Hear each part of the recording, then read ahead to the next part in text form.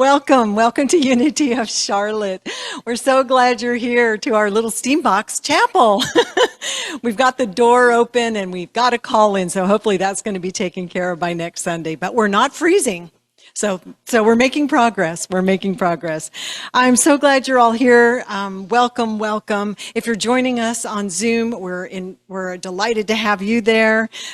Thank you for joining us this Sunday. This is going to be a very special Sunday. We have a guest speaker who I'll tell you more about later. We like to start our service by speaking our mission statement aloud. So please join me in speaking our mission. Unity of Charlotte is the place where we nurture a deep and mature experience of God through the practice of unity principles. Simply put, we are here to love, grow, and serve. Thank you. Do we have anyone here for the first time? Welcome. So nice to have you here. I have to remember I have to stand still for this. Welcome. We're always happy to have our first-time visitors. I hope you received a visitor's packet from our friendly greeter. We have fellowship afterwards, so please stay and let us get to know you and get to know us a little bit better. Welcome to Unity of Charlotte. There's so many ways you can find out about Unity of Charlotte. We have a website. We have a newsletter, which you can sign up for on the website. We're on Facebook, YouTube, Instagram, and Bluesky. So check us out on any of those social media platforms. But we also have a bulletin board here. So if you're here in person, check the bulletin board because we've always got other things posted there. We have so many things going on, especially as we're going into the holidays. And so now I invite you to gently sit back, take a deep breath in, and let's move into prayer.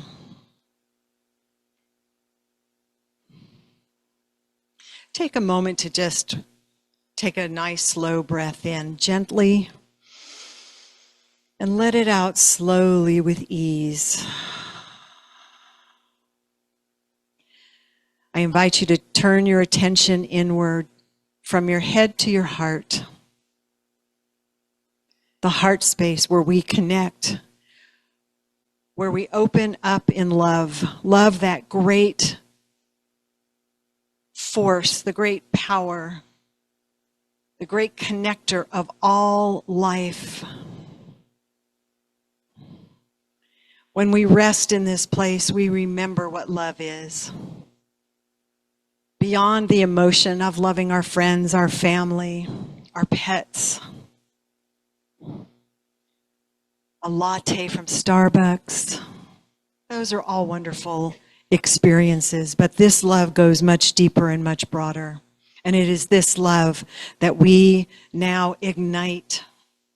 We ignite it together as we join as a community of Unity of Charlotte.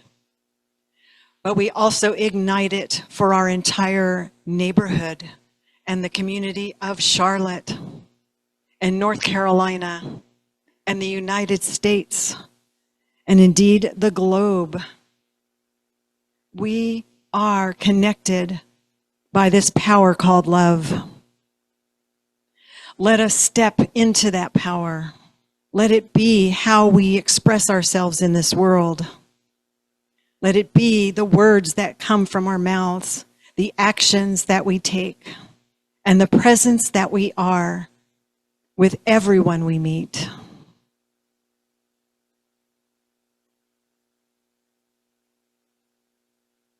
For the awareness, the experience, and the open-hearted love that flows in us, through us, and between us. Say thank you, and so it is. I now invite you to speak a name aloud as we hold some silent space. The name of anyone you would like to lift in prayer at this time.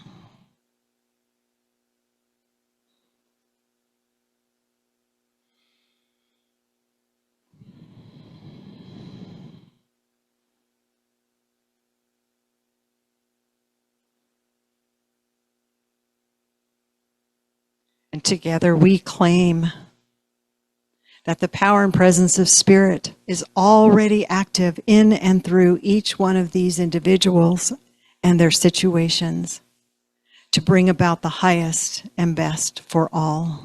And so it is. Please join me now as we speak together the unity prayer of oneness. There is one presence and one power in my life and universe, God the good, omnipotence. We claim and affirm the presence in our lives as love. Just a reminder that we do have a prayer team. You can leave any prayer request in the box right outside the door. You can go online and leave a prayer request online. These all get sent to our prayer team. They hold every prayer request in the strictest of confidence, and we'll keep that person or situation uplifted in prayer for 30 days. We then move those on to silent unity, where they are prayed over for another 30 days. So the power of prayer is available to assist you or anyone you know who may need some help. Also, No Silent Unity has an app on your phone, or you can call them at that number 24/7 if you need any prayer support. And now I'd like to invite Kathy up to read our daily word. The affirmation for today is, I rest securely, knowing I am divinely protected. Protection is more than physical safety. It is the deep assurance that no harm can befall me at the level of spirit. I am guided and sustained by the infinite intelligence of love of spirit. This protection is not fear-based, but faith-based. A deep understanding that no matter what appears in the outer world, the Christ presence within me is my enduring spiritual protection. This awareness helps me put the news of the world in proper perspective. As I align my thoughts and feelings with spiritual truth, I feel safe. Affirming divine protection allows me to live boldly, knowing I am not alone. I believe in the prayer for protection, which assures me I am surrounded, enfolded, and protected by the presence of God. And from Psalm 91:11, for he will command his angels concerning you to guard you in all your ways. Dr. Stacey Guenther is a contemplative scholar, leadership coach and consultant, and a professor of organization development at George Mason University. She's been a committed seeker. A large part of Dr. Stacey's past 25 years has been devoted to personal and spiritual development. From 2006 until 2021, she was significantly involved at Unity of Fairfax, including service on the board and leading the transformation experience. Dr. Stacey is also a mindfulness meditation teacher. She has co-edited and contributed chapters to 2 books, Leadership at the Spiritual Edge and Redefining Spiritual Spaces in the Age of Technology. She currently lives in Asheville with her husband, Dana, and we're so glad that he came with her today. So please give a warm welcome to Dr. Stacey Guenther.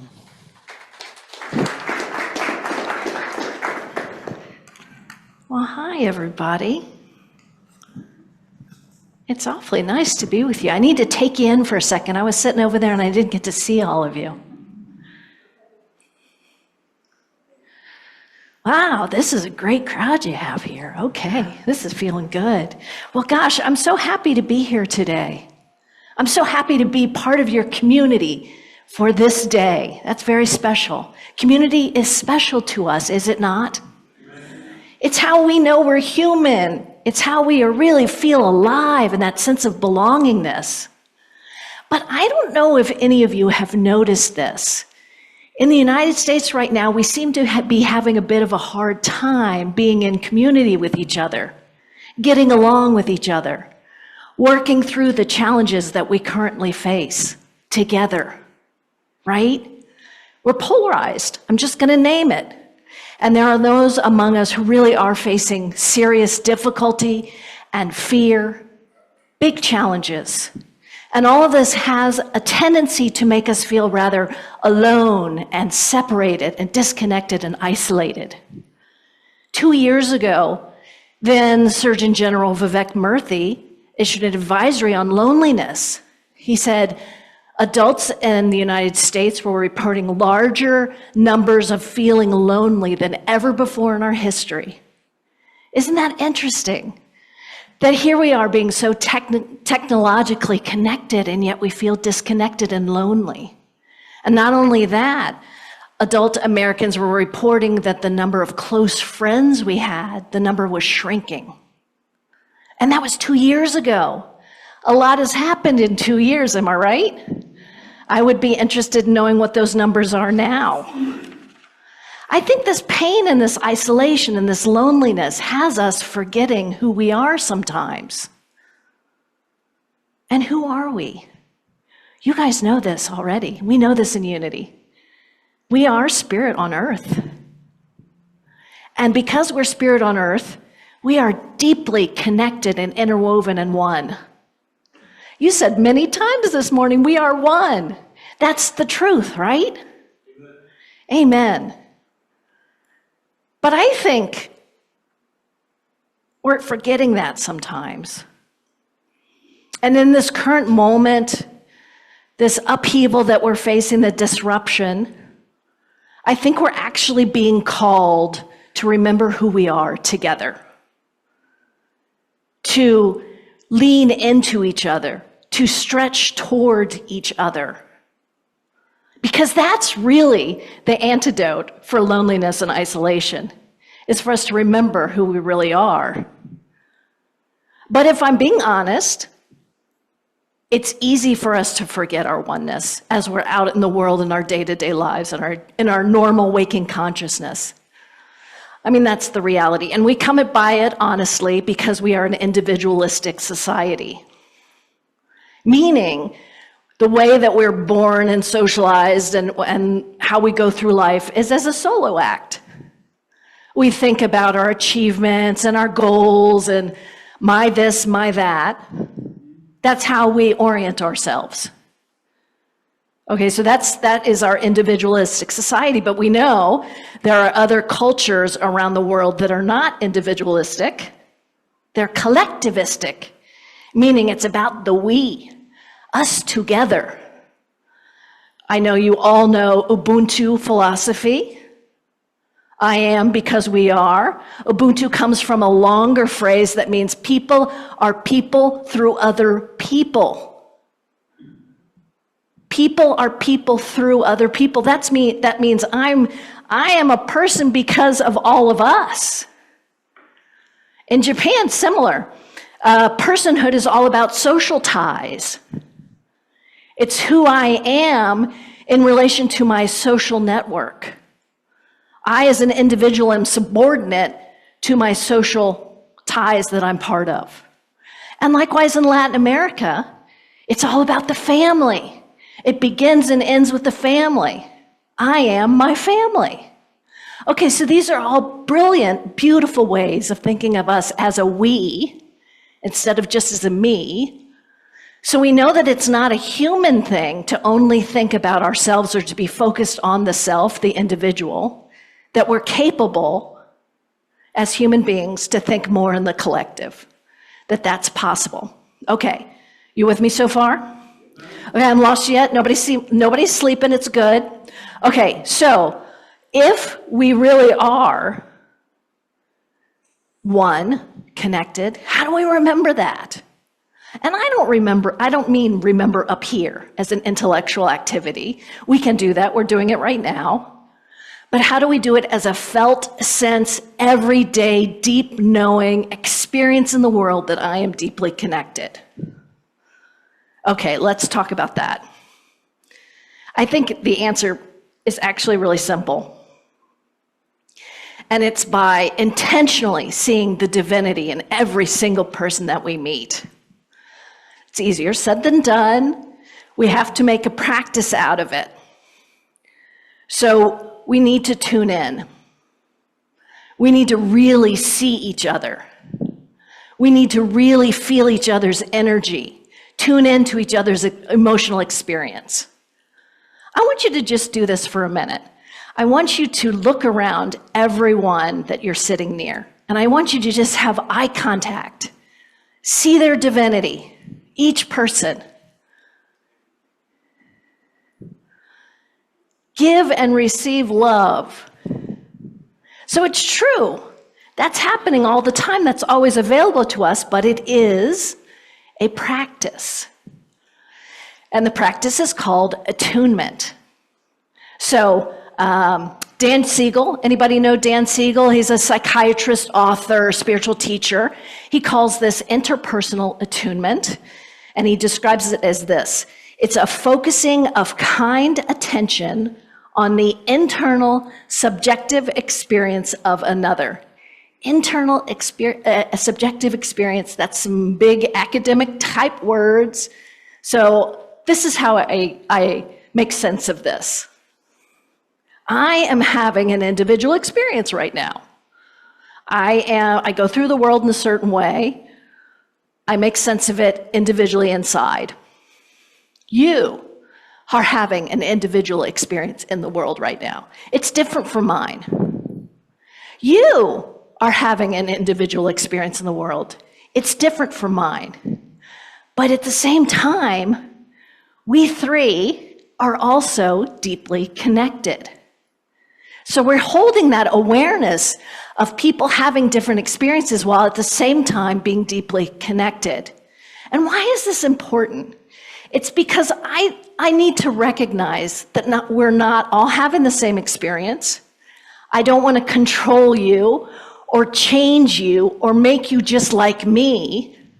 Instead, all I want to do is connect through love with you, knowing that we share this thing called the human experience together. We tune in. Thomas Hubel, who wrote a beautiful book called Attuned, if you're interested in this kind of information, this book is really beautiful. He says this tuning in is kind of like when you're in a crowded restaurant, it's loud. That's more and more the norm, right? That we're in these restaurants where it's quite loud. So I want you to imagine sitting at a booth or a table with your friend sitting across from you, and you're having a conversation or trying to have a conversation. It's very loud. So what do you do in those moments? You lean in, you listen very closely, you read the body language and the energy of the person that's sitting there with you so you can pick up any missing words that you can't hear. And you're really present.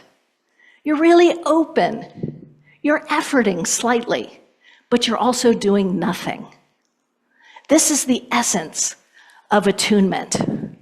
This is the practice.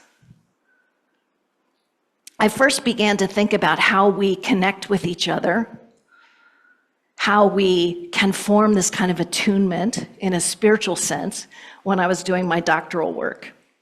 I was studying leadership and change, and so most of my colleagues were studying leadership models, leadership theories, change management, all big things, all important. But I found myself passionately drawn to the idea of collective awakening.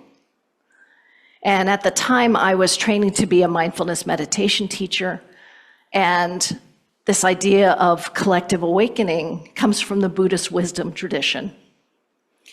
And so the idea of collective awakening is kind of like planting a garden. When you build your garden, you pick a spot that's got a lot of sun. You tend to the soil, you balance that pH in the soil. You plant the seeds, you fertilize, you water. So basically, you're creating the conditions for the plants to grow. You cannot make the plants grow, but you can create the conditions where that can occur. Likewise, through meditation, through sitting, the idea is that awakening becomes available to us. And in the collective, it means a group of meditators sitting in a sangha, collective awakening is then available. But this is a big idea, collective awakening, right? You can't really study that. The research has to be like a bite-sized chunk, a finite little thing that you can look at. And so I had to zoom in a little bit.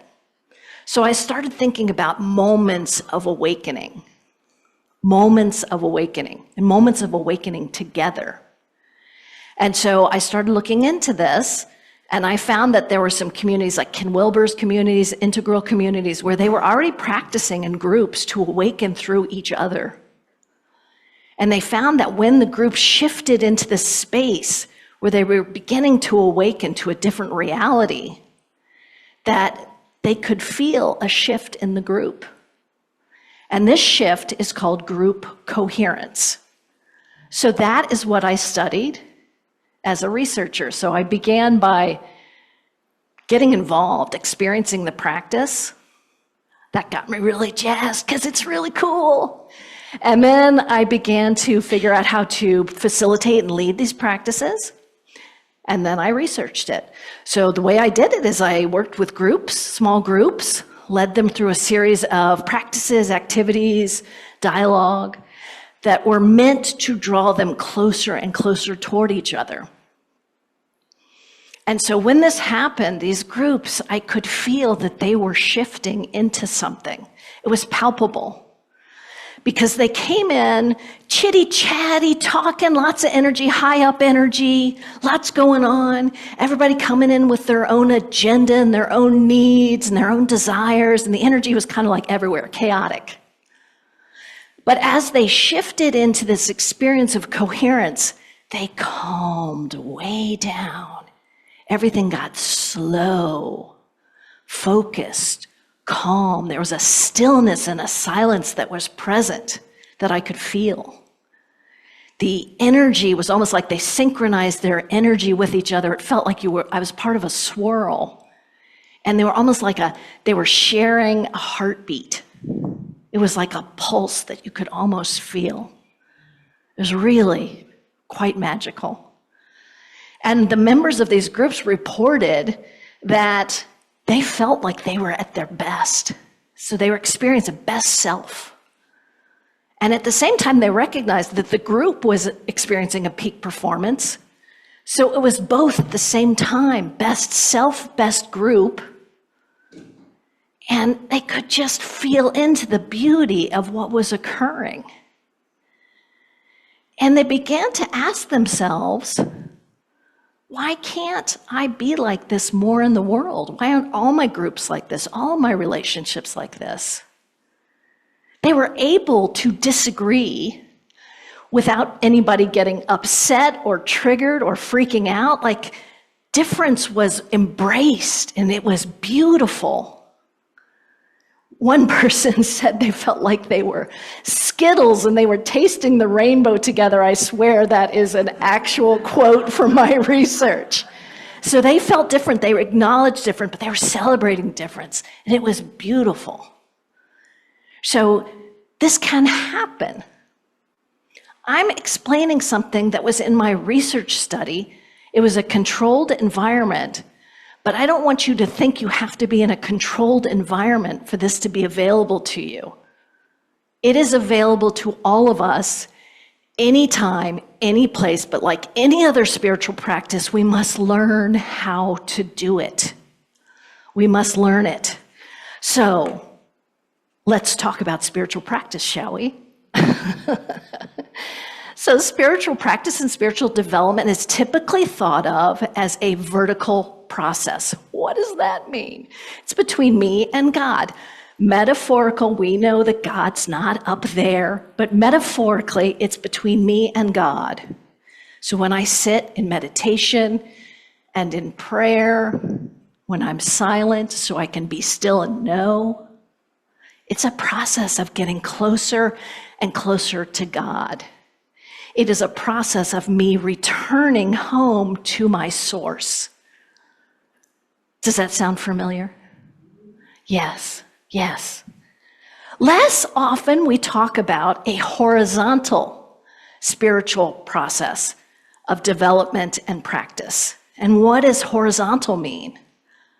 It means that I'm actually getting closer to God through you. Through you. It's horizontal. We're working together to have that experience of source right here, right now. It means that I'm learning how to get along with people. Okay, and I kind of giggle at that all the time because it's so taken for granted. We don't really know how to do that. I work with a lot of groups, organizations, leaders, teams, and one thing I do know is that people don't really know how to get along, especially when things get difficult. That's not necessarily a skill we learn. I'd like to say we do, but actually I don't think we do. But I think we can learn it. There's the hope. So we can cultivate social intelligence. We can learn how we're received by other people. We can learn to modulate and moderate our activity. So we really can vibe with each other. Vibe's a good word here. I think what I'm talking about here is really the essence of what Desjardins said when he said we're spiritual beings having a human experience. I don't think he was talking about disappearing into an individual spiritual practice. I think he was talking about being the best possible human being that you can be, and that's being with other people. Is that learning how to be a caring, compassionate bridge builder between yourself and other people is really the essence of beauty when it comes to being human.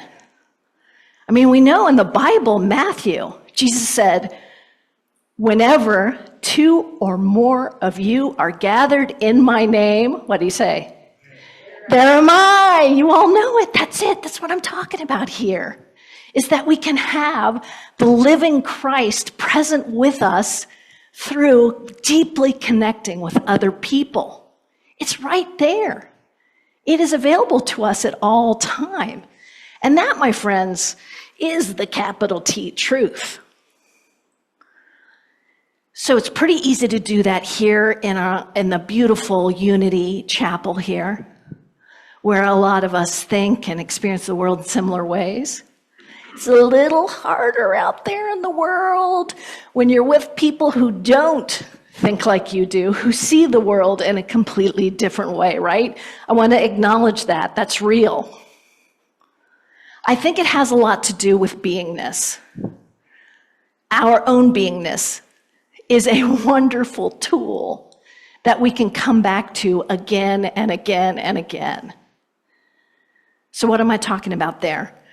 That we, through ourselves, can remember the truth of our being.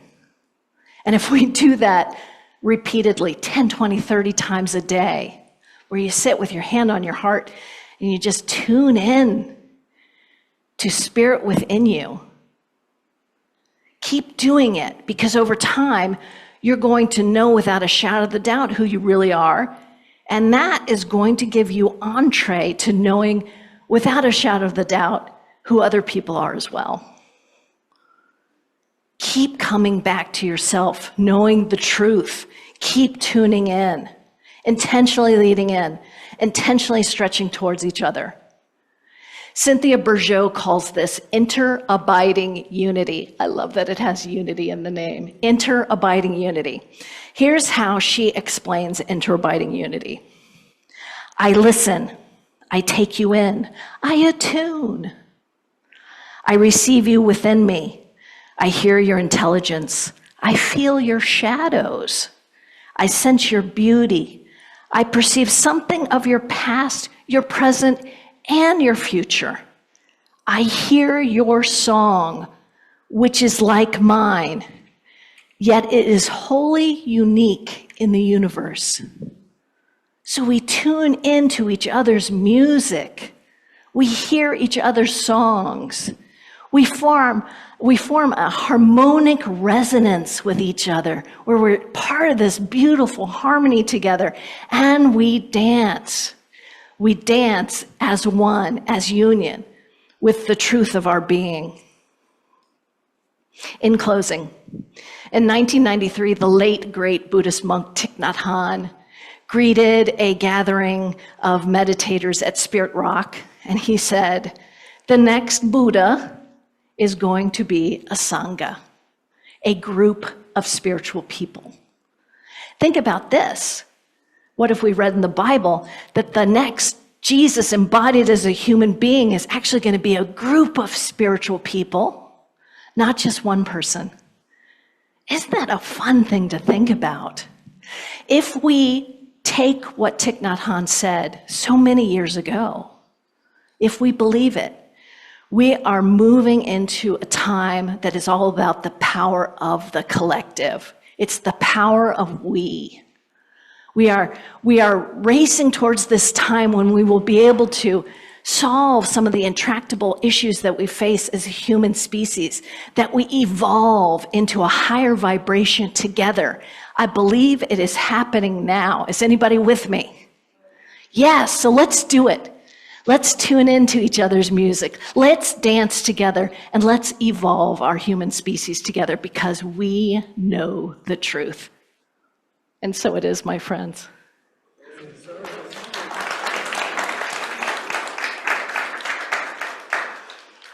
Shall we meditate?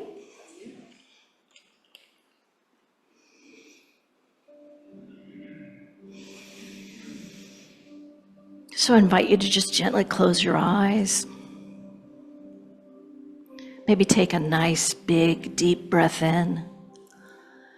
Pause at the top of that breath and just gently release the breath, coming to the present moment. And here's an invitation to just tune in with your body. Notice your body. Feel the breath moving through. Feel where your body meets the chair that you're sitting on.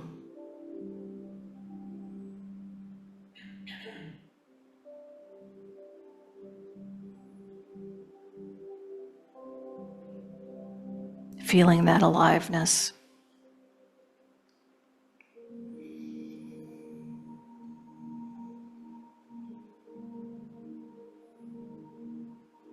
And turning your attention towards your heart space. You want to take a hand or two hands and put them over your heart.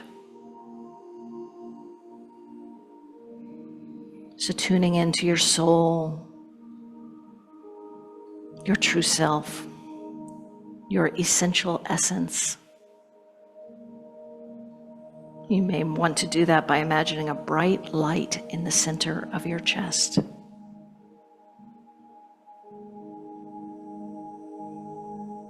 You may want to say silently to yourself, "I connect with the frequency of divine love."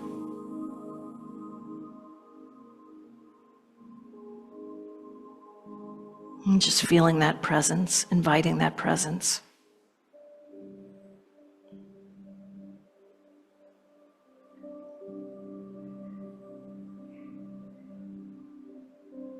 Sense the energy bubble that is around you.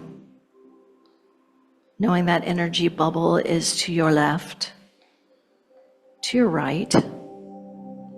It's in front of you and behind you, above and below you.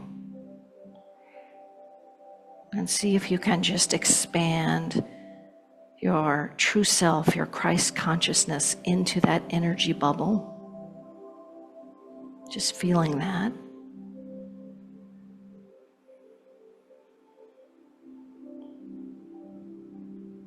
And see if you can also expand beyond that and feel the energy of your neighbors sitting next to you and in front of you and behind you.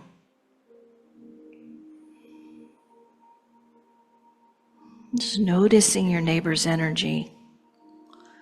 And see if you can also open your heart to them, sending them love, feeling their light.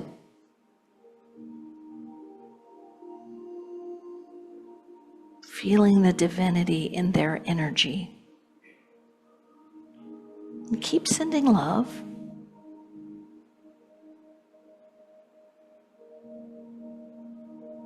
And see now if you can also sense the love being sent back to you by your neighbors.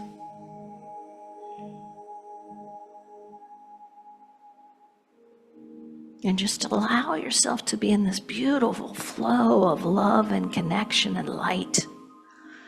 Giving and receiving love in this flow.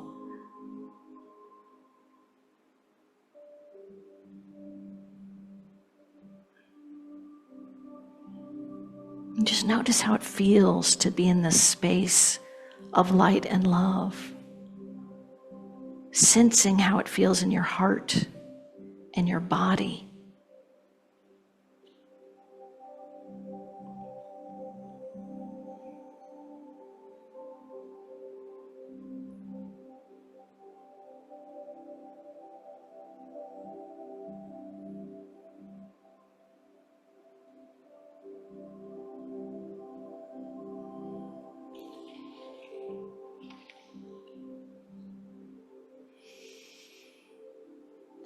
And remaining in a mindful silence and presence, so remaining in meditation, I invite you to open your eyes, and as you did earlier, to gaze at the people who are sitting around you. And I invite you to gaze for a moment longer, and that would be polite out there in the world, but really see the divine in each other. Really look them in the eye. Take in the beauty of the people sitting around you.